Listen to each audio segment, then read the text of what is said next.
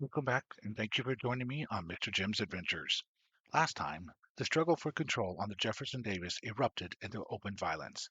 Sebastian and Jaeger found themselves trapped in the middle of a gang war, while Captain Arthur Cash made the decision to become involved despite every reason to stay clear. Today, the battle for the jungle reaches its conclusion. Long buried secrets begin to surface, and Sebastian discovers that the events unfolding around him may not be as random as they first appeared. This is Chapter 7 of the Problem with Aether. Cash. While Cash's suit has several glyphs and spelled components, most of the built-in supports are straight up science. It was designed so the everyday guy could keep up with the regular maintenance, less downtime while the suit was in the shop. The limbs contain a miniaturized hydraulic system. When activated, it took the normal movements and magnified the power behind them. Water-filled pockets supplies the fluid for the hydraulics. While not the best hydraulic fluid, water was very good at absorbing and shielding blaster shots. The pockets of water were laid out relatively flat, and the containers covered vital areas. Thus, the water carried out two of the four functions it was designed for without once relying on any of the heretical sciences. What little bit of a plan Cash has is going to rely heavily on these two functions, that and the weapon he designed. Even then, what he carries has been modified even further. Technically, you could say he has a magnetic slingshot. A barrel made of wound wires, an Aether-powered generator serves to electrify the coil of wires and to set a magnet spinning inside the barrel. The standard version of this weapon uses the system to fling a metallic object at a tremendous velocity. Like all projectile weapons, this was outlawed to prevent hull punctures. The legal version he designed emits a blast of electric power that has been known to wreak havoc on both human and machine alike. This particular model, Cash's secret, incorporates a blend of the two. Many small metallic beads are released when the trigger is pulled.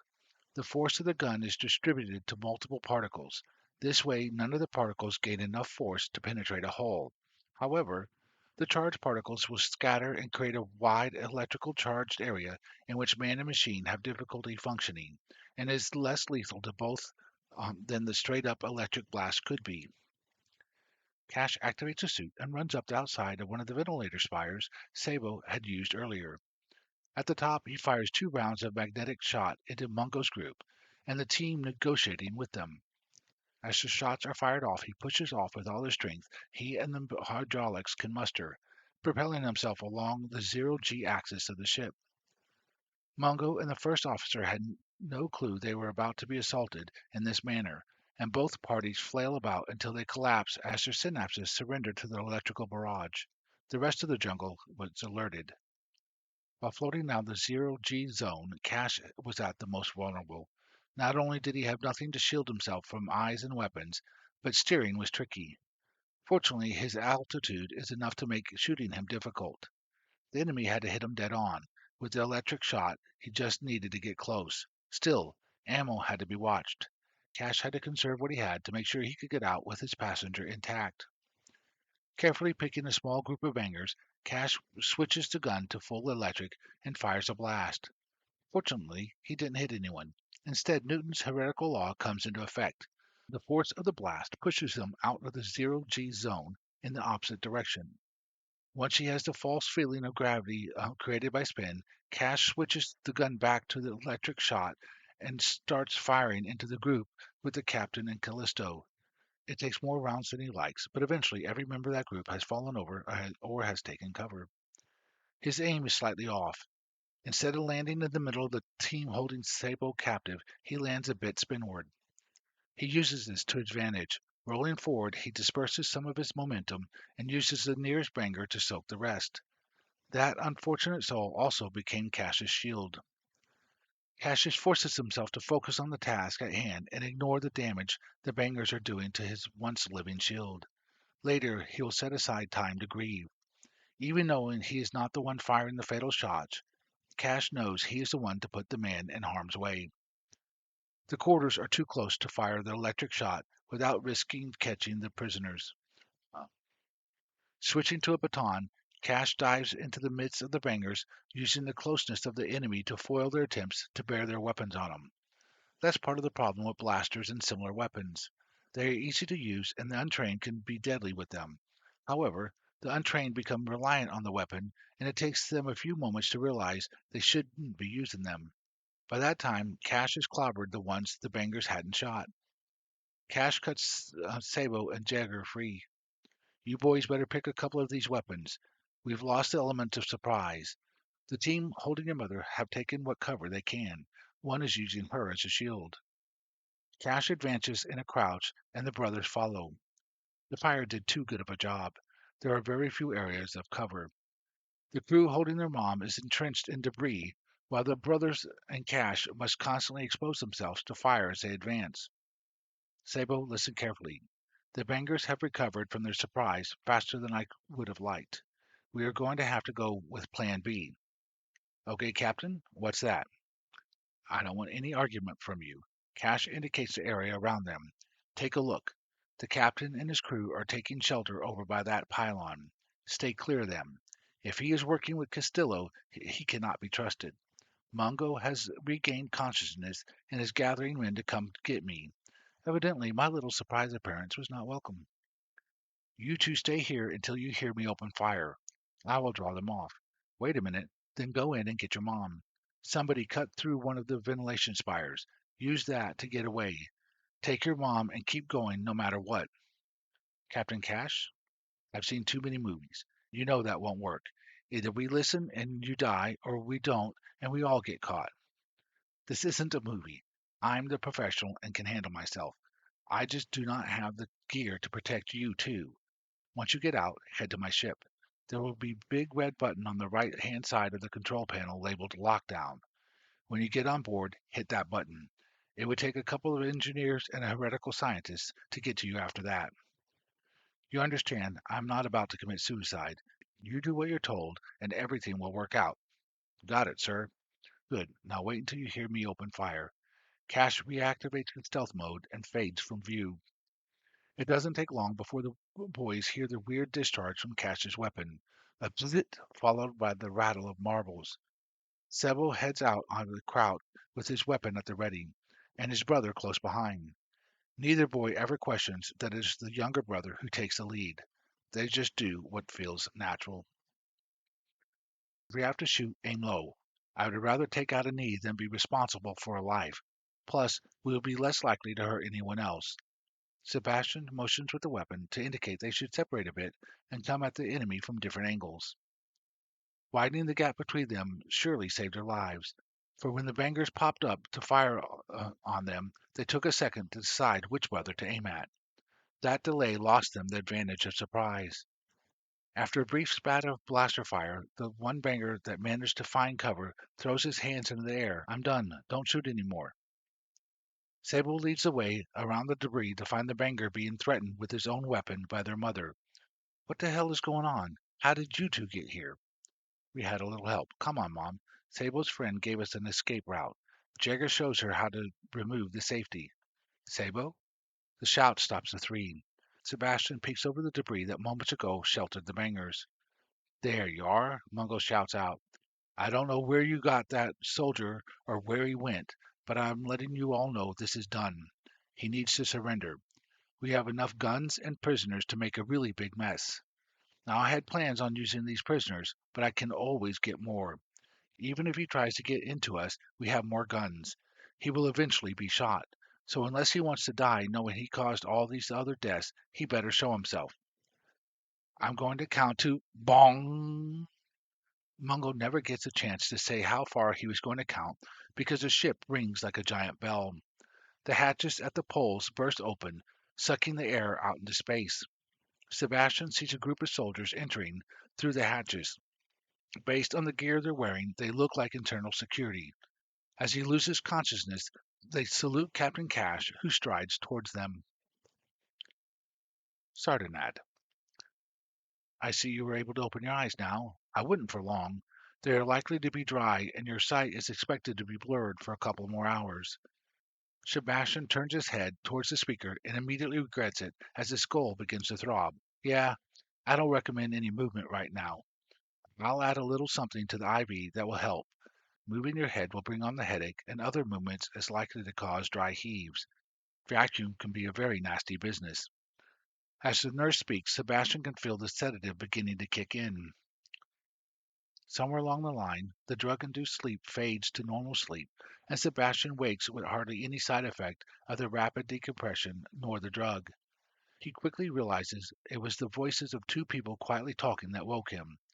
Cautiously, he turns toward the sound. The demonic pounding in his head has dulled down to a mild thump. Sebastian? I think you moved, General. The images were still blurry, but his hearing works fine. Sebastian recognized that voice. Mom? You're okay?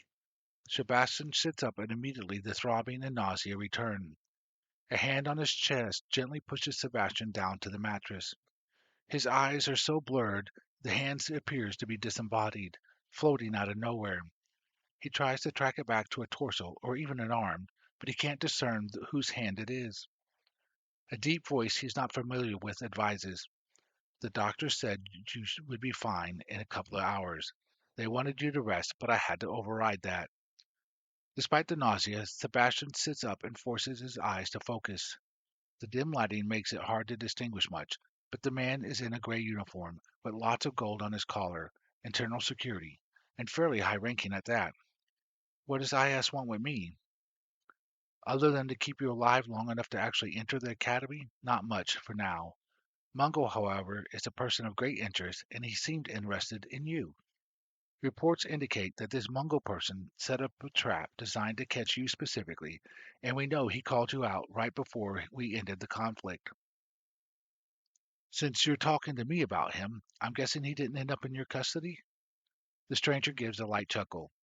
You are guessing right. So why was he interested in you, and what else do you know about him? Sebastian leans back into the pillow. This questioning is exhausting. Not much. He was the son of the ship's captain. He might be able to tell you more. That particular ruse got most of you.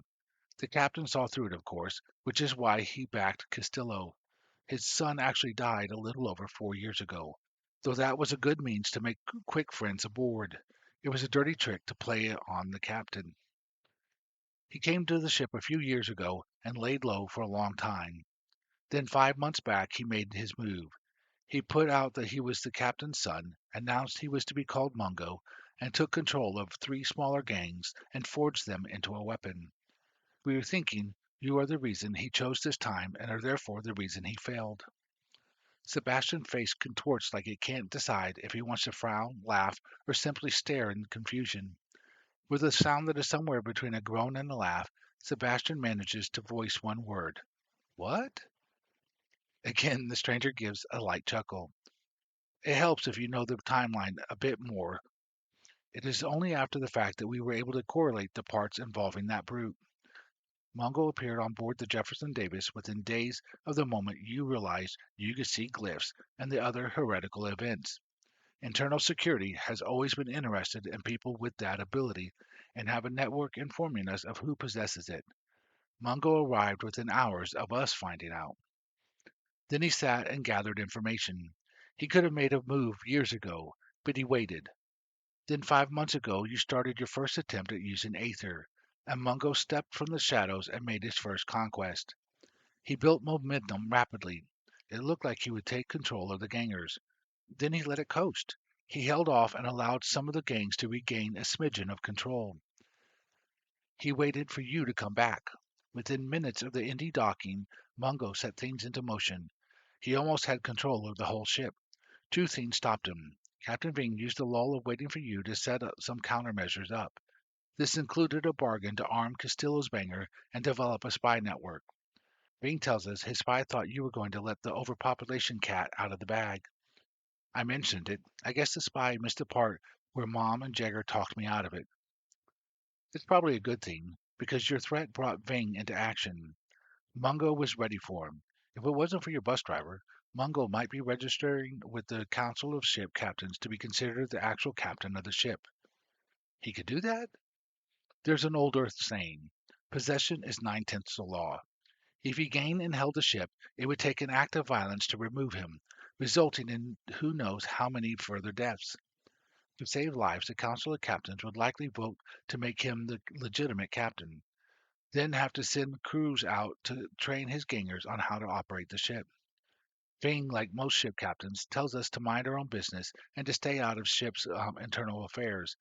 But as soon as the explosion started, he became quite cooperative. Fortunately, Mungo was taken by surprise by Cash. He eventually figured out a decent means of neutralizing Cash, but that gave us time to get into position, which is again thanks to Cash, though he wasn't aware that operating the overrides sent a signal to IS. It turns out Mungo was ready for us to show up too. I guess it was a just in case thing, but the drop in air pressure didn't catch him off guard. He must have had a breather ready because he disappeared. He got away? Surely you can find him. Sabo, do you mind if I call you Sabo? At a nod from Sebastian, he continues, Sabo, even with this being a confined space, the sheer numbers of people present make the job almost impossible. We can't roust everyone out and make them file past us. What we can do is put the rightful crew back in charge, beef them up with our own people, and put the word out that Mungo is a person of interest and offer an award to anyone who can lead us to him. Eventually, he will surface. Meanwhile, we have our people looking for him, and he can't do anything major without giving himself away. The officer gets up to leave. Sebastian puts out a hand to stop him. What happens now? Well, that's a three-part answer. You will recover and make it to the academy on time. Cash will be shifted around until we can find a good reason for him to frequent another ship in jeopardy. And the Jefferson Davis will go through some serious changes for the better, starting with the census to see how bad off they really are. Now, the doc there is giving me the evil eye.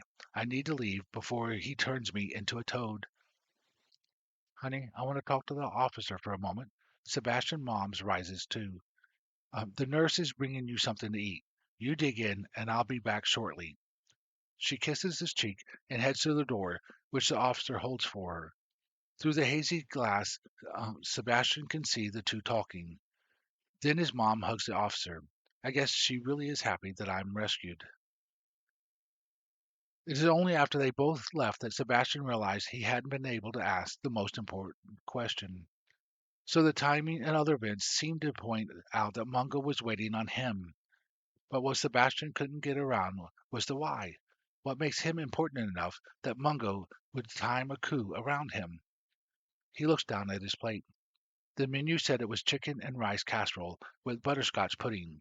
He couldn't tell which of the gray mushy globs was dessert. Mungo. Though the fire is 3 days ago, Mungo can still smell the smoke in the dingy cabin he has been using to avoid detection. An IS team is cleaning up the mess. Already the food supplies have been increased. Of course, he can't personally access them, and the hidden stash of supplies is almost depleted. Soon he will need to move. His contacts tell him there are gangers that will keep him hidden. The idiots. Mungo checks the hall through the crack in the door. His man is waiting. The coast is clear. He steps out and looks both ways. Sure enough, nobody is around. He nods to the ganger, but doesn't get a response. Mungo glares at the man in an attempt to scare some respect into the boy. Too late, Mungo feels something is wrong. The ganger's eyes are closed. Then a familiar voice says, It's finally nice to meet you face to face, Agent 2. A pale man with white hair steps around the ganger. Once the pale man lets go, the ganger falls lifeless to the floor. Master? Yes, Mungo, it's me. You did a bang up job here. It takes Mungo only a split second to realize the master used his name instead of an insult. The last time they spoke, the master said it was a sign of respect. I know that's not how you wanted it to end, but that IS agent came out of nowhere. It works out for me anyway. See, Mungo, now I know where he is, and he won't be able to interfere again. So I thank you for that. Mungo smiles and begins to wonder what reward he will get from the master. But the master continues. A failure is still a failure. Before the confused Mungo can switch gears and realize he is in danger, the pale man draws a blaster and fires 3 times in rapid succession, each shot precisely following the body to the ground. Every one hit their mark, straight into Mungo's face. It will be a long time before anyone will identify that body. Thank you for joining me for Chapter 7 of The Problem with Aether. Next time, Sebastian begins the process that could change the course of his life forever. Meanwhile, far from the testing halls, hidden agendas continue to unfold. A dead man leaves behind unanswered questions, ambitious captains prepare for the future, and one of the fleet's most dangerous schemers uncovers a lead he has been searching for years. Until then, this is Mr. Jim. Thank you for listening, and I'll see you on our next adventure.